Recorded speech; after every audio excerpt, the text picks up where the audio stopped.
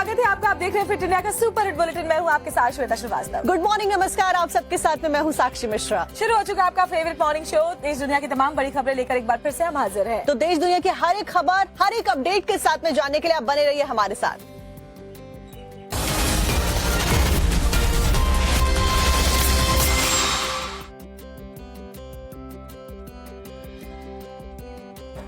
और आज की सबसे बड़ी खबर, सबसे पहले आपको बता दें कि वक्फ संशोधन बिल बहुमत के साथ में लोकसभा में पास हो गया और आज राज्यसभा में इसको पेश किया जाए। लेकिन एक और बड़ी खबर आपको बता दें कि प्रधानमंत्री नरेंद्र मोदी आज बिम्स्टेक समिट के लिए थाईलैंड के लिए रवाना हो गए। देखिए, थाईलैंड में भूकंप आया था, उसके बाद वहां तबाही मची थी। उसके बाद प्रधानमंत्री की यात्रा बहुत खास है। हालांकि यात्रा की जो तारीख है वो पहले से ही निर्धारित थी।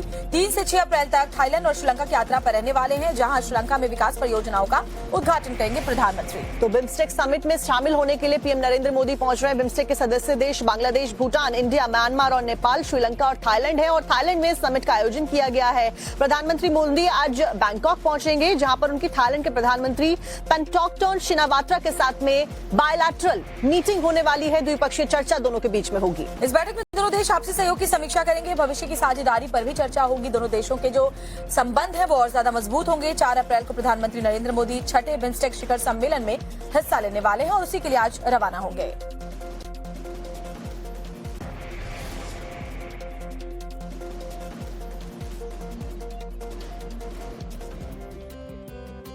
और सबसे बड़ी खबर जो है उसके बारे में आपको जानकारी दे दें तो लोकसभा से वक्फ संशोधन बिल पास हो गया है और 288 वोट पक्ष में पड़े हैं। तो देखिए, जबरदस्त हंगामा भी हालांकि देखने को मिला। पक्ष के द्वारा भी, सत्ता पक्ष के द्वारा तमाम जो बातें थी वो कही गई। 232 वोट आज राज्यसभा में पेश होगा। 232 वोट खिलाफ में वक्फ बिल के पड़े, वहीं 288 वोट पक्ष में पड़े। लोकसभा में करीब 14 घंटे तक नॉन स्टॉप चर्चा होती हुई देखी गई। देर रात 2 बजे के आसपास ये वक्फ संशोधन बिल पास हुआ है। 288 सांसदों ने बिल के पक्ष में, 232 सांसदों ने बिल के विपक्ष में वोटिंग की। तो ये बड़ी खबर आपको बता रहे हैं। लेकिन जबरदस्त हंगामे और लंबी चर्चा के बाद ये बिल, वक्फ संशोधन बिल, लोकसभा से पास हो चुका है। वोटिंग के दौरान वक्फ बिल पर सरकार का संशोधन मंजूर हो गया, तो वहीं विपक्ष की तरफ से प्रस्तावित एक भी संशोधन पास नहीं हो सका। अब आज इस बिल को राज्यसभा में पेश किया जाएगा, लेकिन कल लोकसभा में किस तरह की तीखी बहस देखने को मिली वो एक रिपोर्ट के जरिए आपको दिखाते हैं।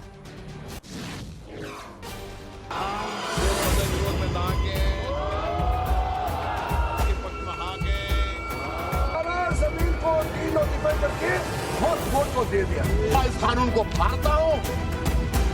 संविधान विरोधी कानून है। लोकसभा से ऐतिहासिक वक्फ संशोधन विधेयक पास हो गया। कांग्रेस ने इस दौरान जमकर हंगामा किया। लोकसभा में इस बिल के पक्ष में 288 वोट पड़े, जबकि विपक्ष में 232 ही वोट पड़े। इस बिल को पेश करते हुए किरण रिजिजू ने 2014 से पहले की यूपीए सरकार पर जमकर निशाना साधा।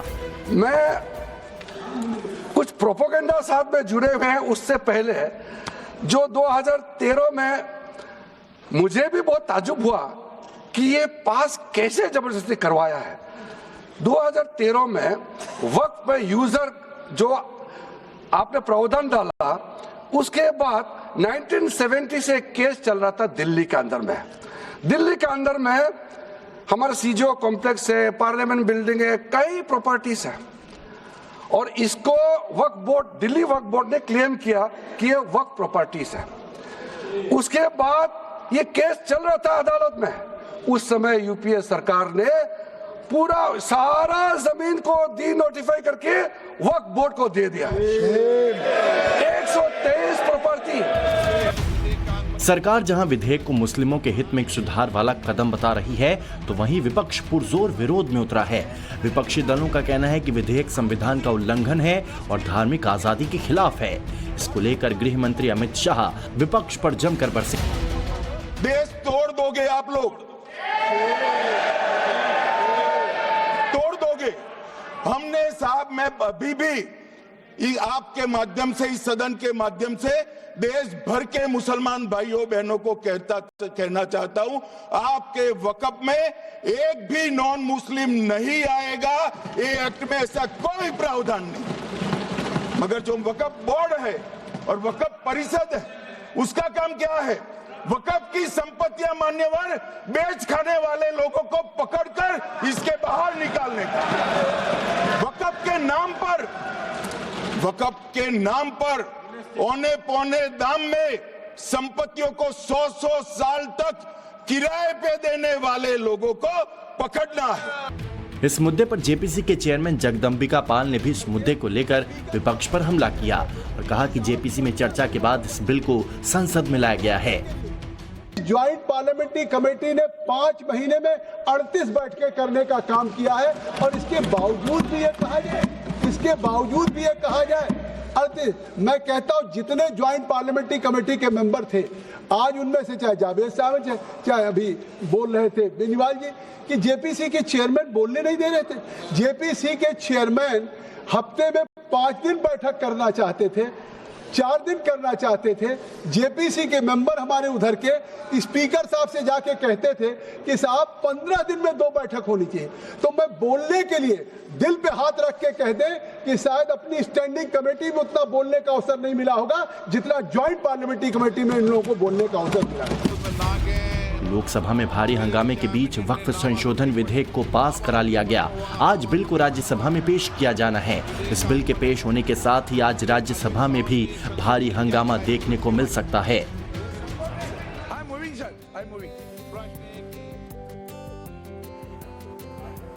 14 घंटे तक चली चर्चा के बाद में लोकसभा से वक्फ संशोधन बिल पास तो हो गया, लेकिन इस दौरान सत्ता पक्ष और विपक्ष के द्वारा दोनों की तरफ से ही चर्चा जोरों शोरों से की गई। इस दौरान अमित शाह ने कैसे विपक्ष के ऊपर निशाना साधा वो आपको सुनवाएंगे। इसके अलावा विपक्षी जो नेता थे उन्होंने जबरदस्त हंगामा किया। ओवैसी ने तो बिल की कॉपी ही फाड़ दी और इसके अलावा कांग्रेस और समाजवादी पार्टी ने भी पुरजोर विरोध किया। तो लोकसभा में जबरदस्त हंगामा भी इसको देखने को मिला। देखिए लंबी बहस हुई और तकरीबन 14 घंटे के आसपास जो बहस थी वो लगातार चलती रही सत्ता पक्ष और विपक्ष के बीच में। ओवैसी ने बिल की कॉपी भी फाड़ दी और इसी के साथ साथ में गृह मंत्री अमित शाह और किरेन रिजिजू और तमाम जो सत्ता पक्ष के नेता थे, मंत्री थे, वो सब ये गिनवाते हुए नजर आए, बताते हुए नजर आए कि किस तरीके से कितना जरूरी है इस संशोधन को लेकर आना तमाम उन मुस्लिमों के लिए जो कि अपने अधिकारों से वंचित थे और जिनकी जमीन को वक्फ के द्वारा हड़पा गया था। कांग्रेस और समाजवादी पार्टी ने भी खूब हो हल्ला काटा है। हालांकि शुरू से ही विपक्षी पार्टियां इस बिल के संशोधन के खिलाफ जबरदस्त तरीके से विरोध कर रही थी, लेकिन लोकसभा के अंदर उनकी एक नहीं चली। जो सदन विरोध में ना गए, मत विभाजन का परिणाम इस प्रकार है, पक्ष में 288, विपक्ष में 2।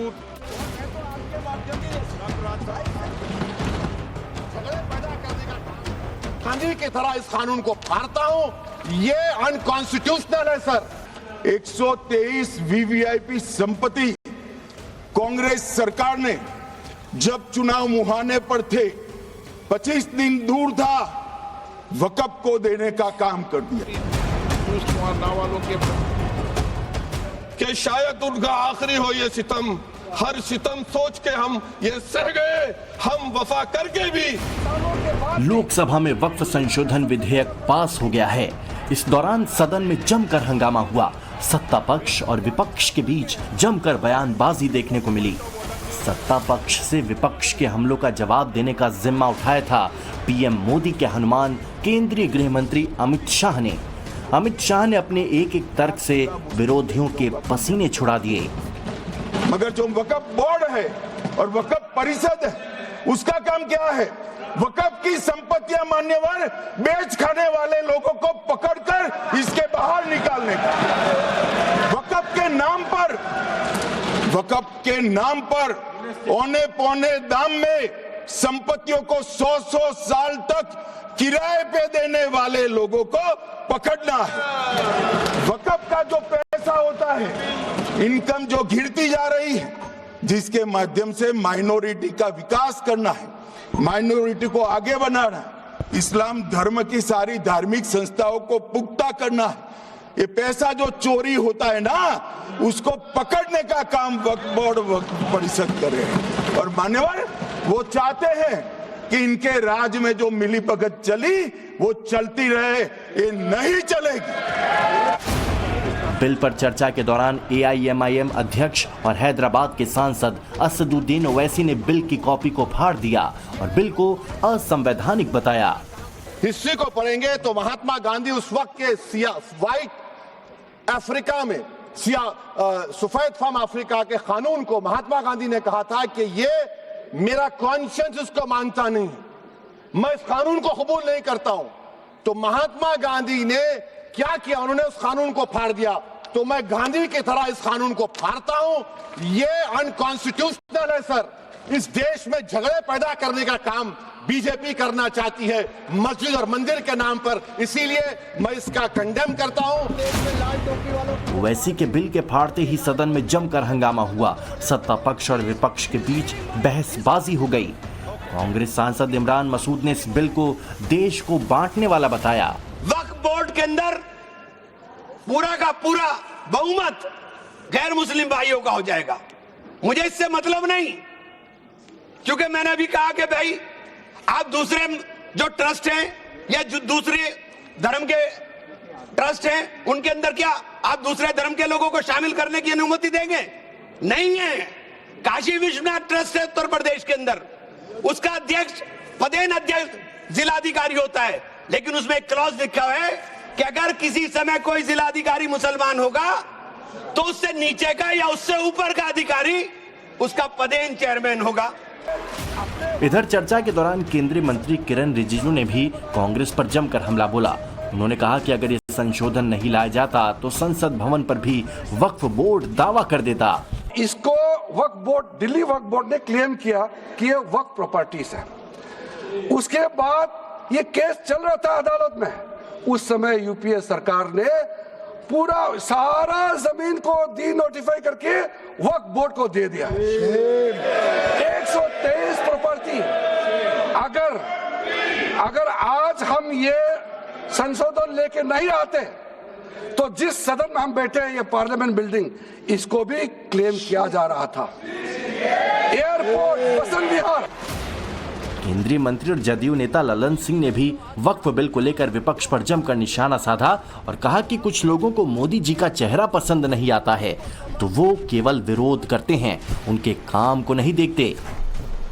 अरे भाई, मोदी जी का चेहरा अगर आपको पसंद नहीं आता है तो मत देखिए मोदी जी की तरफ, उनके अच्छे काम का प्रशंसा करिए, यही काम करिए। लेकिन मोदी जी ने जो आज काम किया 2013 में, जो आपने पाप किया था, उस पाप को समाप्त करके आज मोदी जी ने पारदर्शिता लाने का काम उसमें किया है। सदन में वक्फ बिल संशोधन को लेकर संसद में जमकर जुबानी तीर चले। बिल अब लोकसभा में पास हो गया है। आज ये बिल राज्यसभा में पेश होगा और उस पर चर्चा होगी। राज्यसभा में भी वक्फ पर जोरदार बहस देखने को मिलेगी।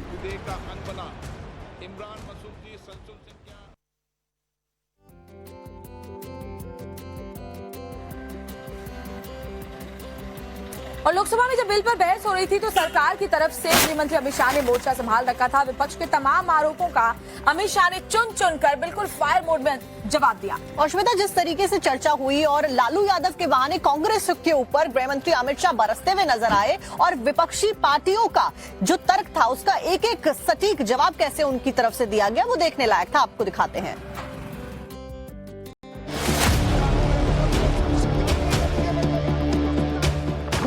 लोकसभा में खूब गरजे अमित शाह। संसद का कानून है, सबको स्वीकार करना पड़ेगा। शाह ने की विरोधियों की बोलती बंद। स्वीकार नहीं करेंगे मतलब क्या है? विपक्ष के तर्क पर भारी शाह के तीर। ऐसा नहीं चलेगा। फायर मोड में शाह, विरोधी हुए हैरान। हर एक पर बंधन करता होगा और इसको स्वीकार करना पड़ेगा। लोकसभा में वक्फ संशोधन विधेयक बिल पर चर्चा के दौरान केंद्रीय गृह मंत्री अमित शाह एक बार फिर अपने पुराने रंग में नजर आए। अमित शाह ने अपने भाषण के दौरान विपक्ष के एक एक तर्क का ऐसा जवाब दिया कि विरोधियों की बोलती बंद हो गई। कि वोट बैंक के लिए आपने किया था, हम खारिज कर रहे हैं, हम खारिज कर रहे हैं। ऐसा नहीं चलेगा। अदालत में जाइए, जिसको ग्रीवेंसेस है इधर और साइड से, और अदालत न्याय करेगी। संसद का कानून है, सबको स्वीकार करना पड़ेगा। स्वीकार नहीं करेंगे मतलब क्या है? कैसे बोल सकते हैं कोई हम कानून को स्वीकार नहीं करेंगे? ये कानून भारत सरकार का है हर एक पर बंधन करता होगा और इसको स्वीकार करना पड़ेगा। लोकसभा में चर्चा के दौरान एक वाकया ऐसा हुआ जिसमें सदन में ठहाके भी लगे, लेकिन अमित शाह ने अखिलेश यादव की क्लास भी लगा दी। वक्फ बिल पर बात करते करते अखिलेश यादव बीजेपी के अध्यक्ष चुनाव पर चले गए और उन्होंने पूछ लिया कि बीजेपी जो दुनिया की सबसे बड़ी पार्टी है वो अपना अध्यक्ष तक नहीं चुन पा रही है। इस पर अमित शाह ने ऐसा जवाब दिया जिसे सुनकर अखिलेश भी अपनी हंसी नहीं रोक पाए। अध्यक्ष महोदय, भारतीय जनता पार्टी क्या है?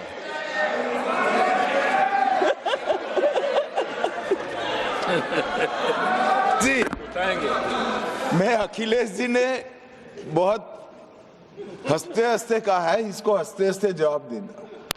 ये सामने जितनी पार्टियां हैं उनका राष्ट्रीय अध्यक्ष उन 5 लोगों को ही चुनना है परिवार के। हमें माननीय अध्यक्ष जी करोड़ों सदस्यों में से 12-13 करोड़ सदस्य प्रक्रिया कर कर चुनना है तो देर लगती है। आपके यहाँ जरा भी देर नहीं लगेगी। मैं कह देता हूं अभी 25 साल तक आप अध्यक्ष हो जाओ, नहीं बदल सकता। अध्यक्ष महोदय, क्योंकि जो बात निकल के आई है वो मैं फिर आगे बढ़ा दूं। अध्यक्ष महोदय, जो बात सोशल मीडिया या और जगह गुपचुप हो रही है, कहीं ऐसा तो नहीं था कि अभी कुछ दिन पहले यात्रा जो हुई है वो कहीं 75 वर्ष की एक्सटेंशन वाली यात्रा तो नहीं थी? अमित शाह जब भाषण दे रहे थे तो अखिलेश बीच बीच में कुछ कह रहे थे। ऐसे ही अखिलेश ने अमित शाह से कहा कि योगी जी के बारे में भी कुछ बोल दीजिए। इस पर अमित शाह ने ऐसा जवाब दिया कि अखिलेश यादव चुप हो गए। वो भी रिपीट होने वाले, वो भी रिपीट होने वाले। अमित शाह संसद में फुल फॉर्म में नजर आ रहे थे। उन्होंने अपने जुबानी हमलों से विरोधियों पर जमकर कटाक्ष किया। शाह ने टीएमसी सांसदों के शोर मचाने पर क्या कुछ कहा, सुनिए। भाई करने थोड़ा शांत हो जाइए। ये 26 के कारण डरे हुए और कुछ कारण नहीं। चुनाव जो है ना अक्टूबर में, बंगाल में आकर कहूंगा ये राजनीतिक हिसाब किताब का अखाड़ा नहीं है। छाती पर ठोक कर कहूंगा ज्यादा सिखाएंगे। संसद में लालू प्रसाद यादव की पार्टी आरजेडी भी वक्फ बिल का विरोध कर रही है, लेकिन वक्फ बिल पर चर्चा के बीच लालू यादव का एक पुराना वीडियो वायरल हो रहा है। 2010 के इस वीडियो में लालू यादव वक्फ को लेकर कठोर कानून बनाने की बात कर रहे थे। पहले आप लालू यादव का वो बयान सुनिए। कानून बनाना चाहिए बहुत कड़ा। सारी जमीनें हड़प ली गई है, चाहे सरकारी हो या गैर, उसमें जो काम करने वाले लोग हैं सब बेच दिया है। प्राइम लैंड, ऐसा नहीं है कि कोई खेती वाली जमीन है। पटना के डाक बंगला पर जितनी प्रॉपर्टी थी ये सब पर अपार्टमेंट बन गया, सब लोगों ने लूट लाट किया है। आगे से खैर आप तो लाइए, इसको पास हम लोग कर देते हैं संशोधन आपका, लेकिन आगे से कड़ाई के साथ जो भी बंडियां बना रहे हैं। लालू यादव के इस बयान के जरिए अमित शाह ने कांग्रेस पर जबरदस्त तंज कसते हुए करारा प्रहार किया। भविष्य में आप कड़ा कानून लाइए और ये जो चोरी करने वाले लोग हो उनको जेल की सलाखों के पीछे। अब साहब, लालू प्रसाद की इच्छा इन्होंने तो पूरी नहीं की, नरेंद्र मोदी जी ने पूरी कर दी। ये लालू जी ने कहा था एक कड़ा कानून लाइए। अमित शाह जिस तरह से लोकसभा में विरोधियों पर बरसे और उनके एक एक तर्क का सटीक जवाब दिया वो देखने लायक था। ये मोदी की गैर मौजूदगी में शाह ने विरोधियों की जमकर क्लास लगाई। बात करते हैं बागेश्वर धाम के पीठाधीश्वर धीरेन्द्र कृष्ण शास्त्री की, जो कि मुखर तौर पर हिंदू राष्ट्र की मांग को उठाते आए। अब इसी दिशा में उन्होंने एक अहम कदम उठा लिया और हिंदू ग्राम बसाने की बात उनके द्वारा कह दी गई है। तो 1000 सनातन परिवारों को इस ग्राम में बसाया जाएगा। बड़ी खबर आपको बता रहे हैं। हिंदू धाम के पीछे लगातार वो अपनी बातें रख रहे थे और कह रहे थे कि सनातन की दिशा में वो काम करते रहेंगे। कौन से लोग होंगे जिन्हें हिंदू ग्राम में बसाया जाएगा वो भी आगे हम आपको बताएंगे। और अपनी इस परिकल्पना को कैसे वो साकार करते हैं, जो सपना उन्होंने देखा है 1000 घर बसाने का जिसमें केवल हिंदू रहेंगे और केवल उस जगह को हिंदुओं के नाम से ही जाना जाएगा, उसको साकार कैसे वो करते हैं, इसी से जुड़ी हुई एक रिपोर्ट आपके सामने रखते हैं।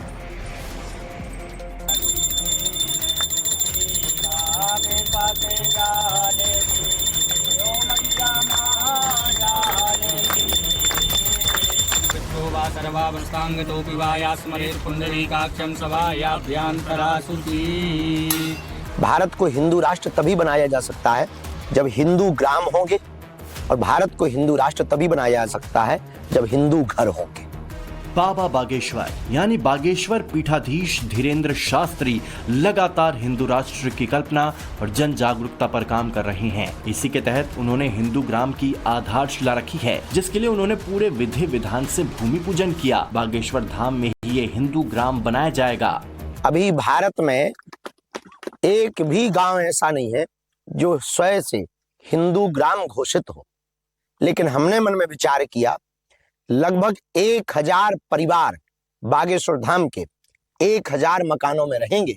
और जिस भूमि पर हम लोग बैठे हैं, इस भूमि के आसपास वह 1000 निवासों का निर्माण होगा, जिसके लिए भूमि बागेश्वर धाम जन सेवा समिति से दी जाएगी और निर्माण की जिम्मेदारी बागेश्वर धाम के सभी जो सेवादार हैं, जिनकी इच्छा है, जिनको हिंदू ग्राम में रहने का संकल्प है, जिन्हें बालाजी के चरणों में अपने जीवन बिताने का भाव है, उन लोगों के लिए यह भूमि पूर्ववत रूप से रजिस्ट्रेशन करवाने पर आवंटित की जाएगी और उनके केवल मात्र इस बात का सहयोग लिया जाएगा कि आप निर्माण कार्य के लिए जो समिति तय की गई है, उस समिति को मटेरियल का, सामग्री का आप जो है व्यवस्था करवा दें, तो पूर्णतया एक जैसे मकान 1000 मकान इस भूमि पर बनाए जाएंगे। हाँ, ये क्रय विक्रय हेतु नहीं है, इसलिए जब तक आपका जीवन रहेगा तब तक वो भवन आपका ही रहेगा बागेश्वर धाम के पास में। बाबा बागेश्वर के मुताबिक 2 साल में हिंदू ग्राम की परिकल्पना को जमीन पर उतार दिया जाएगा, जिसमें गैर हिंदुओं की एंट्री पूरी तरह से बैन रहेगी।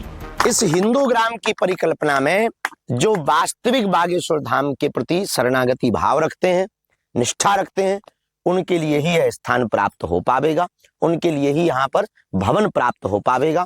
यहाँ गैर हिंदुओं का प्रवेश वर्जित रहेगा।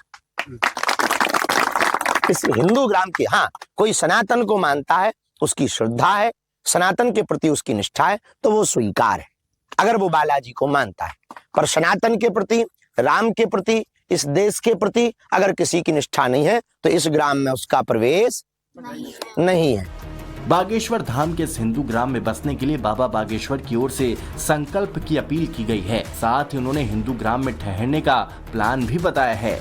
परिकल्पना के साथ जुड़ना चाहते हैं तो जो कमेटी है, उस कमेटी से आप संपर्क कर सकते हैं, वहां पर आप अपना रजिस्ट्रेशन करवा सकते हैं। तो जो निर्माण कार्य में खर्च होगा वो तो नहीं अपनी जेब से देना पड़ेगा, हम तो दे नहीं सकते हैं, लेकिन वो 2 प्रकार से होगा। तो सुविधा में परिवर्तित होगा, दूसरा हिंदू ग्राम भी बन जाएगा, तीसरा आप जब भी बागेश्वर धाम आएंगे अपनी चाबी खोली आराम से रुकने का मौका मिलेगा। हम तो कहते महीना भर रुकना है तो महीना भर रुको, वो तुम्हारा है, चाहे जैसे रुको। तो बढ़िया जो है, आपको भी सुविधा और धाम के पास में एक हिंदू ग्राम की भी व्यवस्था। और सबसे बड़ी बात हमको ये होगी कि बीच बीच में कोई आयोजन हुआ, आने वाले अतिथियों संतों के लिए वो स्थान काम आ जाएगा। तो समिति का भी काम होगा, श्रद्धालुओं का भी कार्य होगा, और आपका अधिकार भी रहेगा, और हिंदू ग्राम की स्थापना भी रहेगी। बागेश्वर धाम जन सेवा समिति की ओर से हिंदू ग्राम के लिए जमीन मुहैया कराई जाएगी, जिस पर सनातनियों के लिए घर बनाए जाएंगे। यहाँ लोगों को घर कॉन्ट्रैक्ट के आधार पर मिलेगा, लेकिन यहाँ रहने और बसने के लिए कुछ बुनियादी शर्तों का पालन किया जाएगा।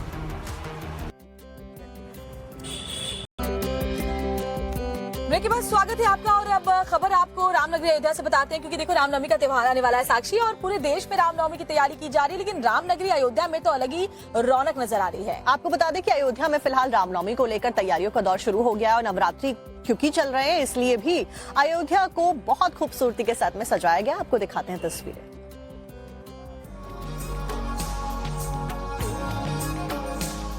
अयोध्या में आने वाली 6 अप्रैल को धूमधाम से रामनवमी मनाई जाएगी, लेकिन इससे पहले बुधवार को परकोटा में लगाए जाने वाले 6 मंदिर और राम मंदिर के मुख्य मंदिर के शिखर का प्रतिष्ठा पूजन हुआ। राम मंदिर पुरोहित ने विधि विधान से पूजा कराई।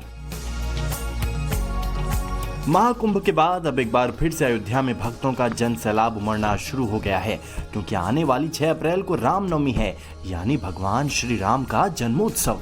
और रामनवमी से पहले न सिर्फ मंदिर को बल्कि पूरी अयोध्या को रंग बिरंगे फूलों से सजाया जा रहा है। दिल को छू लेने वाली सजावट श्रद्धालुओं को मंत्रमुग्ध कर रही है।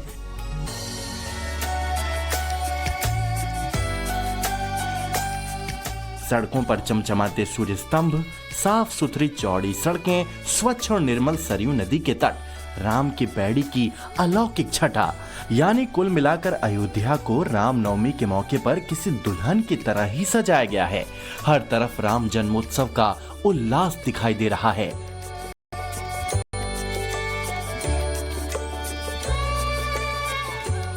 रामनवमी और हिंदू नववर्ष के मौके पर राम जन्मभूमि के मुख्य द्वार को विशेष रूप से सजाया गया।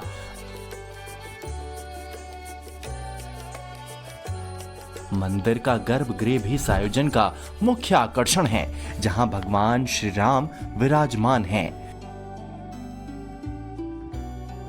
इसी के साथ अयोध्या में रामनवमी मेले की तैयारियां जोरों शोरों पर है। रामनवमी पर करीब 20 लाख श्रद्धालुओं के अयोध्या पहुंचने की उम्मीद जताई जा रही है। ऐसे में 3 दिन 4, 5 और 6 अप्रैल को रामलला के दर्शन के समय में बदलाव किए जाने की तैयारी है। जानकारी के मुताबिक सुबह 5 बजे से रात 11 बजे तक रामलला के दर्शन हो सकेंगे। हालांकि अभी तक इसकी ऑफिशियल घोषणा नहीं की गई है, लेकिन रामनवमी पर मिनट टू मिनट कार्यक्रम की पूरी लिस्ट आ चुकी है। रामनवमी वाले दिन सुबह 9:30 बजे रामलला का अभिषेक प्रारंभ होगा। 10:30 बजे पट बंद करके रामलला का श्रृंगार होगा। सुबह 10:50 पर रामलला का अभिषेक और श्रृंगार दर्शन होगा। इसका देश विदेश में सीधा प्रसारण होगा। सुबह 11:50 पर पट बंद करके भोग की तैयारी की जाएगी। दोपहर 12 बजे भगवान का जन्म, सूर्य तिलक और प्राकट्य की आरती के साथ 56 भोग लगाया जाएगा।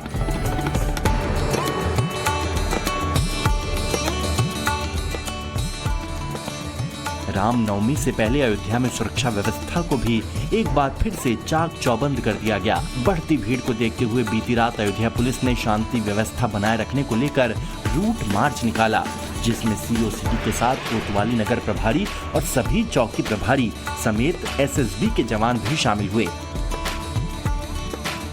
साथ ही रामनवमी वाले दिन सीसीटीवी और ड्रोन के साथ अयोध्या के हर कोने की निगरानी की जाएगी।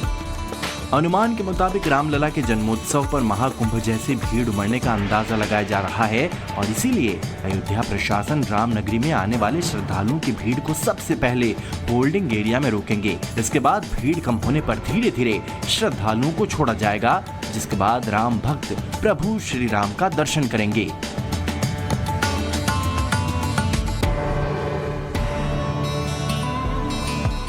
क्योंकि अप्रैल का महीना शुरू हो चुका है, इसलिए अयोध्या आने वाले श्रद्धालुओं के लिए मंदिर प्रशासन की तरफ से भी खास इंतजाम किए गए हैं। 600 मीटर लंबे भक्ति पथ पर अस्थायी रूप से शेड लगाया जा रहा है। दर्शन पथ पर मैट बिछाए जाने के साथ हवादार बनाए जाने के लिए 50 से अधिक पंखे और कूलर की व्यवस्था की जा रही है। पानी पीने के लिए 200 से अधिक नल भी लगाए जा रहे हैं।